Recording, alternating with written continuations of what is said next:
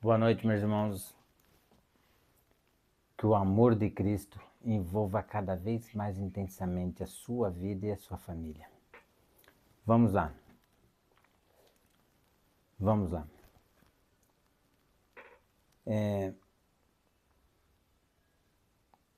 A frase de hoje é: ao acordar, olhe-se no espelho e tente se apaixonar por quem você vê agindo em sua vida. Amém. Quem age em nossas vidas. Oremos a Deus. Maravilhoso, eterno Deus, obrigado por estarmos aqui juntos na Tua Palavra, juntos em Teu santo nome. O nome a trilhar os caminhos sem se desviar nem pela direita nem pela esquerda, mas é o único caminho que nos leva à alegria, à felicidade, à paz e ao santo amor de Deus, a inundar nossas vidas como uma fonte de água viva a jorrar para a eternidade, nos dando alegria, felicidade, nos dando realização em vida,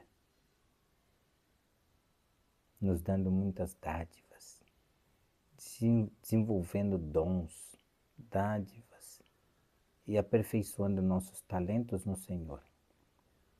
Nos una agora em Teu santo nome, no nome do Senhor Jesus, que venha reinar em nossos corações. A tudo te agradecemos em nossas vidas, com o perdão dos nossos pecados, no doce e santo nome do Senhor Jesus. Amém.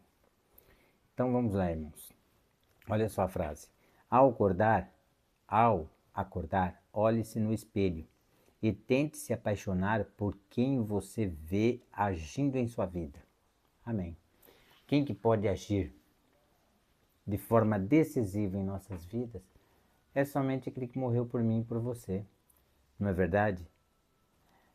E aí existem alguns caminhos perigosos e tortuosos que existem nesse mundo. Vamos ver? O apóstolo Paulo fala de um deles, extremamente perigoso e que não tem volta. Tá ok? Lá em Hebreus tá aqui, ó. Hebreus lá no capítulo 6 diz assim, ó. Hebreus capítulo 6, do verso 4 até 8, diz assim, ó. É impossível, pois, que aqueles que uma vez foram iluminados, ou seja, uma vez andaram no caminho de Deus, conheceram a verdade, viveram a verdade, tá? Então é com esses que ele está se referindo. É impossível, pois, que aqueles que uma vez foram iluminados e provaram o dom celestial e se tornaram participantes do Espírito Santo, ou seja, receberam do Espírito Santo para andar na verdade. Olha só o que aconteceu no verso 5. E provaram a boa palavra de Deus e os poderes do mundo vindouro.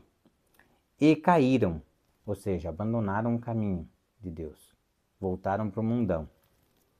E caíram, sim, é impossível outras vezes, é impossível outra vez renová-los para arrependimento, visto que de novo estão crucificando para si mesmos o Filho de Deus e expondo a ignomínia, ou seja, expondo o Filho de Deus à vergonha. Não é? Ou seja, Paulo aqui está alertando estes que conheceram a Deus e abandonaram o caminho de justiça, abandonaram o caminho de paz, abandonaram o santo amor de Deus, para tomar cuidado, porque se não voltarem a tempo e permanecerem nesses caminhos de trevas, isto pode virar uma blasfêmia contra o Espírito Santo. A persistência em saber que algo é errado e persistir no errado é uma possibilidade, não estou falando que isso vai acontecer, é uma possibilidade disso se tornar uma blasfêmia contra o Espírito Santo, ou seja, o pecado imperdoável. É isto que Paulo está alertando a mim e a você. Tá ok? Olha o verso 7. Porque a terra que absorve a chuva, que frequentemente cai sobre ela e produz erva útil, para aqueles por quem é também cultivada, recebe bênção da parte de Deus. Mas se produz espinhos e abrolhos, ou seja, espinho é símbolo do pecado. Ou seja, a pessoa está produzindo espinhos em si mesma. Então, olha só. Mas se produz espinhos e abrolhos, é rejeitada e perto está da maldição. E o seu fim é ser queimada. Não serve para nada. Você lembra lá em João 15, que a gente comentou com você, que o galho, quando cortado, ele é queimado e se desfaz no fogo? Lembrando que Jesus, na sua volta agora, este mundo acaba em fogo. Só que quando este mundo se acabar em fogo, os salvos já estão lá nos ares, com Cristo. Lembra que ele volta com todos os anjos? E os anjos pegam estes que estão ressuscitando e pega também aqueles que estão vivos. Os mortos ressuscitarão incorruptíveis, ou seja, já sem o pecado. E aqueles que estão vivos serão transformados em um abrir e fechar de olhos. E os anjos levam estes até os ares com Jesus. Daí para frente é que pega fogo. Entende? Daí para frente que este mundo é consumido. Entende? Então é esse alerta que o apóstolo Paulo dá para mim e para você. Aquele que está em pé, cuide para que não caia, diz a palavra de Deus, né? Fique cada vez mais firme com Cristo. Tá ok? Agora vamos ver o que diz o Salmo 119. Qual é o conselho que o salmista nos dá no salmo mais importante que existe, que é o Salmo 119, tá? É o maior capítulo da Bíblia, porque fala da lei de Deus. Salmo 119, verso 11, diz assim: escondi a tua palavra no meu coração para não pecar contra ti. Ou seja, é o que diz lá em Efésios, capítulo 6, no verso 15, que a palavra de Deus é o escudo contra as forças do mal. Não sei se é no verso 15, tá? Mas pode ler lá em Efésios, capítulo 6, que fala que a palavra de Deus é o escudo contra as forças do mal. Ou seja, nos protege, né?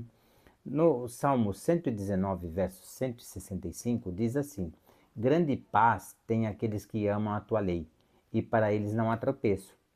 Ou seja, a pessoa que guarda a lei de Deus, que é Êxodo 20, de 1 a 17, inclusive o Santo Sábado, ela não tropeça na palavra de Deus. Ou ela entende e prega, ou ela não entende. E se ela não entende, ela não prega, ela não explica isso para ninguém. Ela pode orar a Deus pedindo entendimento. Deus sabe o dia e a hora que dará entendimento para essa pessoa daquele verso que ela não entendeu. Entende? Percebe? Porém, aquilo que ela entende com propriedade. Tá ok? Grande paz tem aqueles que amam a tua lei, e para eles não há tropeço. E depois tem o Salmo 119, tem uma passagem muito interessante que eu gostaria de ler com você, que quando eu li, isso me deixou muito mais de 3 dias impressionado. E eu fiquei muito pensativo, porque olha só que tremendo. Eu vou ler para você do verso 89 ao 96. Olha, diz assim: para sempre, ó Senhor, está firmada a tua palavra no céu. Olha só, a palavra de Deus está firmada no céu. Precisa estar muito mais firmada ainda no nosso coração, pois somos pecadores. A tua fidelidade estende-se de geração em geração. Fundaste a terra, e ela permanece. Conforme os teus juízos são os mandamentos, tá? Conforme os teus juízos, assim tudo se mantém até hoje. Porque ao teu dispor estão todas as coisas. Não fosse a tua lei ter sido o meu prazer, há muito já teria eu perecido na minha angústia. Olha só, ou seja, de tanto ele meditar na lei de Deus, meditar nos preceitos de Deus, a angústia dissipava de seu coração. Ele não passava por tristezas, mas atravessava os momentos de tristeza com alegria, sentindo a presença de Deus em sua vida. Olha só que interessante, não é? Conforme os teus juízos, assim tudo se mantém até hoje, porque ao teu dispor estão todas as coisas. Não fosse a tua lei ter sido o meu prazer, há muito já teria eu perecido na minha angústia. Acabamos de comentar. Presta bem atenção, está chegando lá. Nunca me esqueci dos teus preceitos, visto que por eles me tens dado vida, ou seja, prazer, alegria de viver. 94. Sou teu, salva-me, pois eu busco os teus preceitos. Verso 95. Os ímpios me espreitam para perder-me, mas eu atento para os teus testemunhos. Os ímpios me espreitam para perder-me, ou seja, tentar me matar. Mas eu atento para os teus testemunhos. O que é testemunho de Deus? Ora, os testemunhos de Deus são as 2 tábuas da lei. O testemunho de Deus também é o Velho Testamento, de Gênesis a Malaquias, e o Novo Testamento, de Mateus a Apocalipse. Testemunho de Cristo. Agora presta atenção no que ele vai dizer no verso 96. E foi aqui que eu fiquei impressionado por muitos dias. Eu tenho certeza que foi muito mais que 3, tá bom? Isso eu posso falar porque é verdade. Eu não vou falar uma semana, não, muito mais que 3 eu tenho certeza. Olha só o verso 96. Tenho visto que toda perfeição tem o seu limite, mas o teu mandamento é ilimitado. Agora vamos entender. Toda perfeição tem o seu limite. Vamos pegar uma régua? Eu acho que eu tenho uma régua aqui. Ó, aí eu ponho o dedo aqui. Ou seja, o que acontece aqui? À esquerda dessa régua eu tenho os números negativos, que representam -1, -2, -3, menos infinito, que seria o pecado. Aqui eu tenho 0, no meu dedo é o 0, que significa o anjo perfeito. 0 pecados, não tem pecado, ausência de pecado, porque o anjo vive em plenitude de espírito. Só pensa em coisas nobres, coisas sublimes, coisas boas. Então, o anjo está com 0 pecado, ausência de pecado. Aí ele começa a entrar na esfera positiva, 0,1, 0,5, 0,9, 1, 1,5 e vai embora, buscando conhecer com mais propriedade a Cristo e suas dádivas, seus dons do Espírito, e a buscá-los. Então, o que Deus faz conosco? Lembra que Jesus falou? Senhor, quem então irá se salvar? Jesus respondeu: a salvação é impossível para os homens, mas possível para Deus. Por quê? Porque que Deus faz conosco? Nós não estamos na esfera negativa aqui, que é o pecado. Deus abafa o pecado em nós, não deixa o pecado se manifestar. E assim ele transforma e restaura nosso ser, nos trazendo aqui para a esfera positiva, para trabalhar na obra de Deus. Mas se abandonarmos os caminhos de Deus, o que acontece? Esses pecados aqui que estão abafados pelo poder do manto sagrado de Cristo em nossa vida, pela palavra de Deus escrita com fogo purificador do Espírito Santo em nosso coração, esse pecado aflora. E a pessoa cai de novo no pecado. Entende como é que é? Essa é uma explicação simplória, tá bom? Nós vamos entrar em coisas mais profundas na frente para entender isso com maior propriedade, com maior significado e de forma mais decisiva em nossas vidas para a nossa própria salvação. Tá ok? Salmo 110. Salmo 110 está aqui. Salmo 110, versos 1 e 2 diz assim, ó. Disse Yahvé ao meu Adonai: assenta-te à minha direita, até que eu ponha os teus inimigos debaixo dos teus pés. Ou seja, Yahvé, o Pai, disse a Adonai, o Filho: assenta-te à minha direita, até que eu ponha os teus inimigos debaixo dos teus pés. O Senhor enviará de Sião o cetro do seu poder, dizendo: domina entre os teus inimigos. Dominará para sempre. Bom, ele já é rei eterno de toda a criação. E será rei eterno deste universo caído também. Tá certo? Tudo bem? Isaías 8:20. Vamos lá. Isaías 8:20 é tremendo, tá? Deus faz um aviso a todos aqueles que pregam a palavra de Deus é que preguem a sua palavra e não no que eles acreditam. 8, verso 20 diz assim: a lei e ao testemunho. A lei, aqui, é a Torá? Pode ser, mas mais especialmente os 10 mandamentos. E ao testemunho, agora sim, o testemunho entra mais, de forma mais notória, a Torá. Por quê? Quando ele fala e ao testemunho, ele está falando do Velho e do Novo Testamento, que testemunham de Cristo. Examinais as Escrituras, porque vós cuidar ter nelas a vida eterna, e são elas que de mim testificam. Ou seja, são as Escrituras que testificam do Senhor Jesus. E as Escrituras é o Velho e o Novo Testamento. Tá ok? Então, a lei é o testemunho. Se eles não falarem desta maneira, jamais verão a alva. A alva é a linguagem profética de Jesus Cristo. Se nós não falarmos de acordo com a lei e o testemunho, jamais veremos a Jesus Cristo. Entende? E Eclesiastes 12. Vamos lá para Eclesiastes 12. Eclesiastes 12 está aqui, ó, um pouquinho para trás. Aqui, Eclesiastes 12, o 13 e o 14 diz assim, ó. Então você vê que a Bíblia não é só para o judeu. A guarda do sábado não é só para o judeu. Olha só o que tem aqui em Eclesiastes 12, o 13 e o 14. De tudo o que você tem ouvido, a suma é: teme a Deus e guarda os seus mandamentos, porque isto é o dever de todo homem. Porque Deus há de trazer a juízo todas as obras, até as que estão escondidas, quer sejam boas, quer sejam más. Então, isso é o dever de todo homem: guardar a lei de Deus, os 10 mandamentos e os preceitos de Deus, os seus ensinamentos. Tá ok? Isaías, capítulo 1. Vamos voltar lá no livro de Isaías, só que agora no capítulo 1. Tudo bem. Isaías, capítulo 1, do 1 ao 4, muito bonito.